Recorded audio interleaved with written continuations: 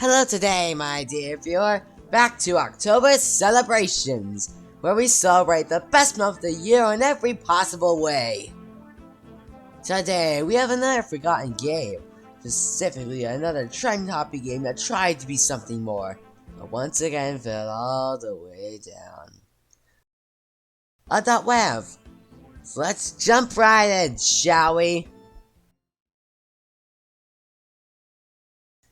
Named after the iconic Roblox death sound, Uuhhh.wav is a game in 2018 which follows you going through obstacles and bosses to get back your laptop, which is carried away from person to person as you continue your goose chase and meet many new friends along the way.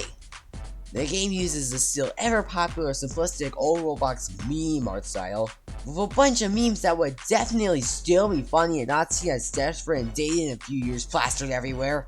You also have a lot of secrets and quests for you to do, which grant you exclusive items. There's also a few bonus levels for extra content.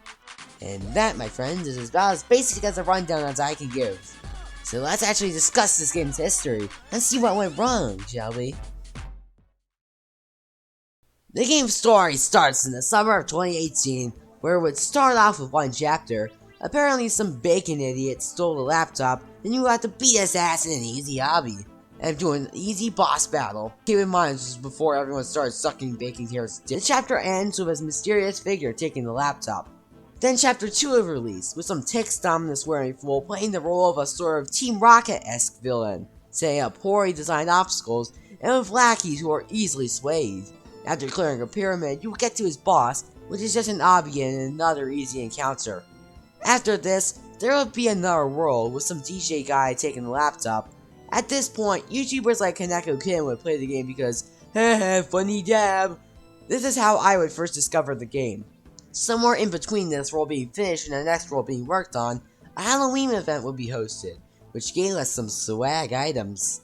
After some time, the third world would be complete, and it would end with you crashing a DJ's musical party and beating him in a dance fight before the laptop is transferred once more.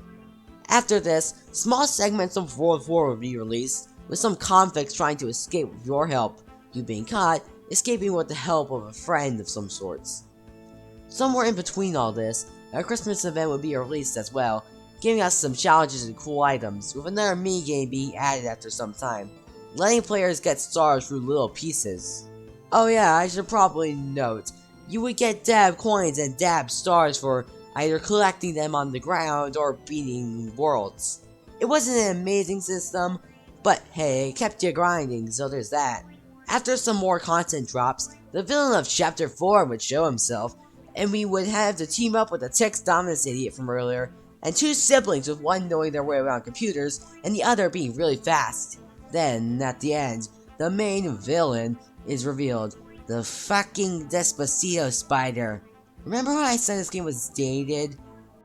It forces you to fight the other guy with a giant mech suit. After some shenanigans, a goofy ass cutscene plays and you get taken to World 5. Before this, there would also be an anniversary event as the game celebrated its first birthday, with some good items to nab. Before World 5, there was a secret world following Obby Pro Slayer 99, the idiot bacon from the start. He meets Dead Meme, and gets comfy in Bandland. This gave us a little more of an explanation of what happened in World 5. Speaking of World 5, it is a fantasy world with potions and frogs, as the main baddies do everything they can to stop you. Your friends are there to help you, however, so it's not that bad. However, the chapter would close at a chase scene, with you being transported to Bandland and meeting up with the Obby Pro Slayer himself. Now, this would be the end of updates for the story, however, there were some others after it. For starters, somewhere along the main story's timeline, there was a Roblox HQ map giving you the beastie hard hats for beating it. Another was Paradox Eye, which presented a time loop story with combat and multiple endings. Hard mode was also another welcome addition that changed the worlds and gave them more obstacles. However, around World 3 they gave up on making new obstacles and just ignored it, with the only difference being the already in place one-shot death system for hard mode. Then they decided to add more game passes, promising a bird pet, and your avatar being put in the game. And then they decided to add loot boxes, because that's fun. Yeah, just fill your game with worthless cosmetics, that always works. And after all of that, the devs even gave us an Easter event. Heh, not to brag, but I remember being the first to get the Pro Egg. Ha! Now, after all these updates, what comes next? Well, they did what many developers do, abandon it. What do I mean? Well, that's what we're here to tell you, silly. Although I can't find an exact time where shit hit the fan, there were some key things that led to the game being forgotten. Number 1. One of the developers, UctoberCelebrations, left the team in around 2019, and the other developers worked on the game less to pursue other titles, moving on from the game. 2.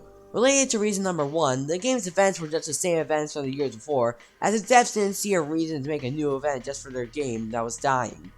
Number 3. The developers had other games that overshadowed Uuhhh.wav, stuff like Eat and Destroy, Anime Galaxies, and other games made by the developers as passion projects or made for monetary gain also had players flock to them, and Uuhhh.wav was left behind.